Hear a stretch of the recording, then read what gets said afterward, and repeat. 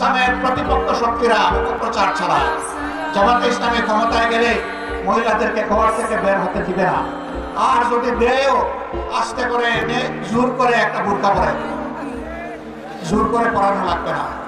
যে দেশে ইসলাম কায়েম হবে এ দেশের মানুষেরা, মায়েরা আনন্দের সাথেই সেদিন তারা ইজ্জতের জন্য তাদের সম্মানের মর্যাদার পোশাক পরিধান করবে। তারপরেও কোনো মা, কোনো বোন যদি এই পোশাকের বাইরে থাকেন, আমরা তাদেরকে কথা দিচ্ছি, নিশ্চয়তা দিচ্ছি, তার উপর জোর কাটানো হবে না। কারণ এদেশে শুধু মুসলমানরা বসবাস করে না, অন্যান্য ধর্মের লোকেরাও বসবাস করে। তো আমাদের ধর্ম যেহেতু গ্রহণ করেনি, তাদের জন্য ইসলামের প্রেসক্রাইব করা পর্দাও তাদের জন্য প্রযোজ্য নয়। তারা যদি ইসলামের সৌন্দর্যে অভিভূত হয়ে ইসলাম কবুল করে সেটা ভিন্ন কথা, তাদেরকে ইসলাম গ্রহণ করতেও কাউকেই বাধ্য করা হবে না।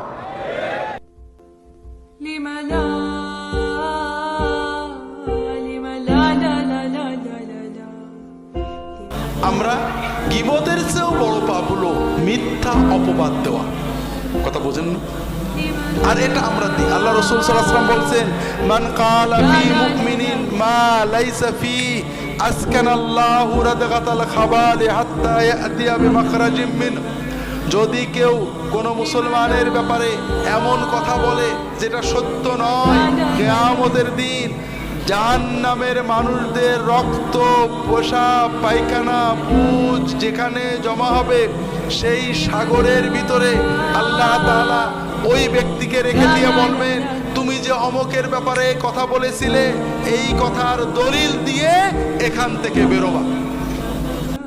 কাবা ঘরের গেলাফ ধরে কানলেও আপনি আমাকে যে মিথ্যা অপবাদটা দিয়েছেন এটা মাফ হবে না যতক্ষণ না আমি মাফ করছি।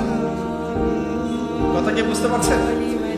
মনে করেন আপনি আমাকে মিথ্যা একটা অপবাদ দিয়েছেন এবং ধুয়ে রেখে দিয়েছেন একটা মিথ্যা অপবাদ দিয়ে, যতক্ষণ আমি আপনাকে মাফ না করছি, কাবা ঘরে গিয়ে গেলাফ ধরে কান্নাকাটি করলো এই পাপ মাফ হবে না ইনশাআল্লাহ।